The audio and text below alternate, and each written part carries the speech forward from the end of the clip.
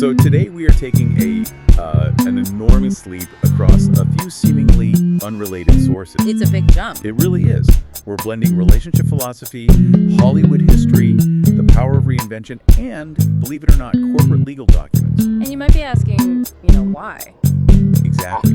Because all of these fields, even though they seem so different, are all wrestling with the same core problem: the negotiation of identity. Yeah, we're diving into how we define, control, and sometimes just completely lose control of who we are. Whether that's in a relationship, under the glare of global fame, or, buried in the fine print of a privacy policy. And our mission for you, the listener, is really to pull out the universal rules that govern that struggle.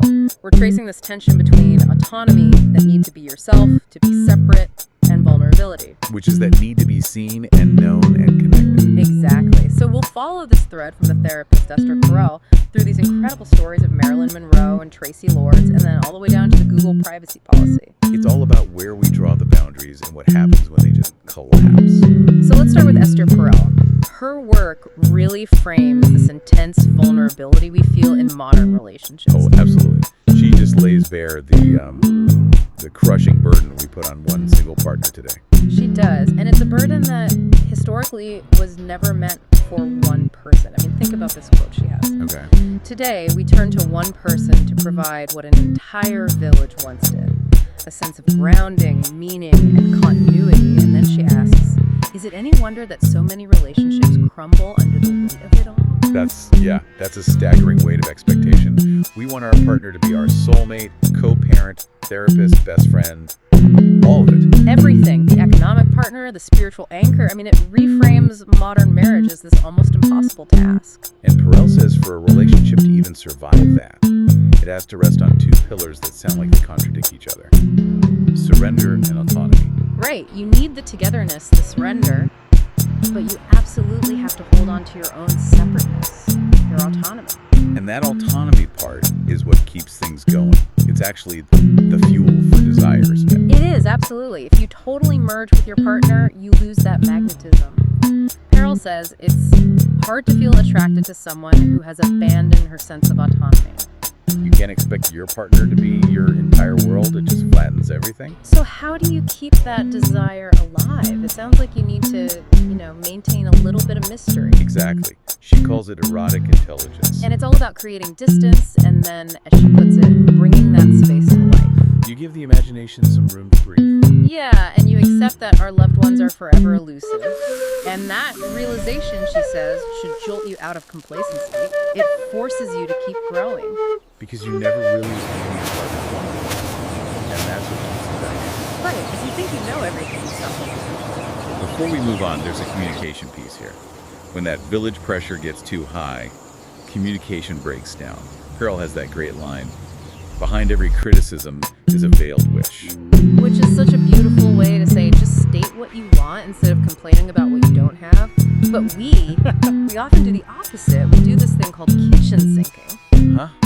That is a great term. What does that look like? Well, it's when a fight about, say, the dirty dishes from tonight somehow becomes about everything bad that's happened in the last 5 years. You throw everything but the kitchen sink into the argument. You got it. It's just selective perception piled on more selective perception. It's great for causing damage, terrible for actually solving the problem. Yeah, and that idea, selective perception and asking one person to be your whole village, that is a perfect transition to what happens when the village isn't just one person, but the entire world. Marilyn Monroe. Yeah. She lived right at the center of that external expectation, just fighting to reclaim some autonomy over personas she didn't even create. She is the tragic archetype of this. Her breathy voice, the whole dumb blonde demeanor. It wasn't her. It was a carefully constructed act. And the biggest myth was that she was dumb. Right. Sources show she was, and I'm quoting here, very smart indeed and very tough just to navigate that brutal Hollywood system in the 50s. She knew her public image wasn't her own. It was a commodity. But how did she fight back? The studios were so powerful. She fought back with corporate resistance. In 1954, she wanted better roles, better pay, and she just refused to make certain films. And she went to New York and founded her own production company. Marilyn Monroe Productions, MMP. And that wasn't just a business move. It was this huge act of defiance, a performance of autonomy. She was saying, if you won't let me be who I want to be, I'll hire myself. And it worked. It forced the system's hand. She got a new contract with Fox that gave her the right to choose her projects, her directors, her cinematographers. That level of control was just unheard of for an actress back then. But we all know the personal cost was immense. Her reputation for being difficult on set, the lateness, the missed lines that all came from this internal war. Low self-esteem, terrible stage fright, perfectionism. And self-medication, yeah. She was literally being crushed by the weight of the global village. It's the highest stakes version of what Perel was talking about. You can't ask one person to carry the desires of millions. You just can't. So Monroe struggled with a fixed persona. Now let's talk about someone who fought to shed a persona and build a new one. Tracy Lords. Her story is it's a radical reinvention born from chaos. Absolutely. Born Nora Louise Kuzma, she drops out of high school, enters the adult film industry using deeply deceptive methods. She used stolen documents, right? To get a fake driver's license that said she was of legal age. A fake license and passport, yeah, under a whole other alias. This let her operate in the industry for nearly 2 years. The stakes were incredibly high. And then the whole thing just blew up in 1986. She was exposed as having been a minor. The FBI got involved. And it was one of the biggest scandals in the industry's history. It cost them millions to pull all the material. But what's fascinating from this identity negotiation angle is the legal side. The producers who were charged. They got off. They argued they had a reasonable belief she was over 18 because she showed them a government-issued ID. Even though it was fake. Right. Her external, performed identity was so convincing it basically overrode common sense. So after all that, the path forward wasn't to hide.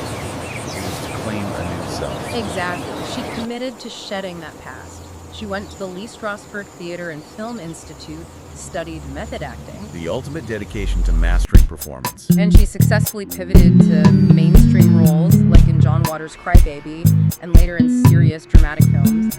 And then she did the most important thing. She legally changed her name. To Tracy Elizabeth Lords. That's the ultimate act of autonomy, isn't it? Owning the name associated with the scandal and basically neutralizing its power by just embracing it. She said, I found you can run, but you cannot hide. So she took the power back. She said, this name is mine, and I get to define what it means now. So we've seen this fight for autonomy in relationships on the celebrity stage. But if Monroe and Lords fought for their professional narratives, today we are all negotiating control over our minute-by-minute digital identity. And often without even thinking about it, which brings us to the Google privacy policy. The governing document of our digital selves. I mean, the sheer volume of data they collect is staggering. It starts with your browser, your device identifiers, cookies, IP address, even when you're not signed in. But when you are signed in, it's just exponential.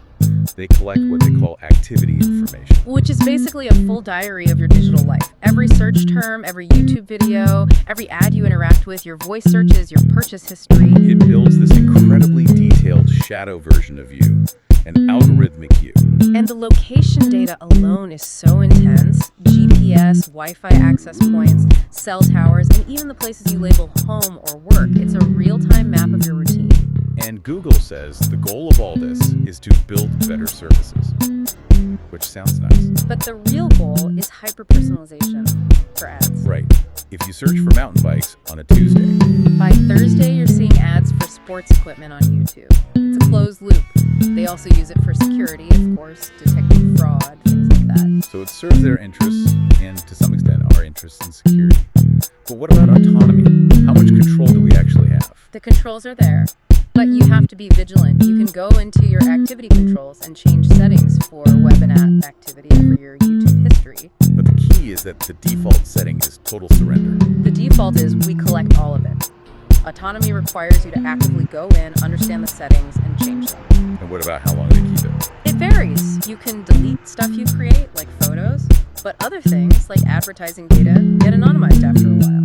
But some data, like how often you use their products, they keep until you delete your entire account. So managing your digital self is a permanent, ongoing negotiation. It's a constant fight to maintain some separateness in a system built for total togetherness. So to bring it all together, the common thread here across everything is this attempt to reconcile our internal identity, our autonomy, our desires with all these external demands. From a partner, from society, from a tech company. Perel gave us the blueprint for love. Monroe and Lords showed us the high-stakes world of revising a public self. And Google tool shows us how that same tension plays out constantly, visibly, online. We started with kitchen sinking, how selective perception can damage a relationship. And we saw how Marilyn's persona was built entirely on the public's selective perception. Right. But today, with all this data collection, we're way beyond selective perception. We're in an age of radical abundance of data. So here's the final question. Does that abundance make us truly known, or just That's the question, isn't it? Does being perfectly categorized by an algorithm mean you've achieved connection? Or have you just traded your autonomy for convenience? It makes you wonder, what parts of your identity are still truly elusive, even to the digital village that's always watching? Something for you to think about the next time your phone suggests a place you were just thinking about going. That's it.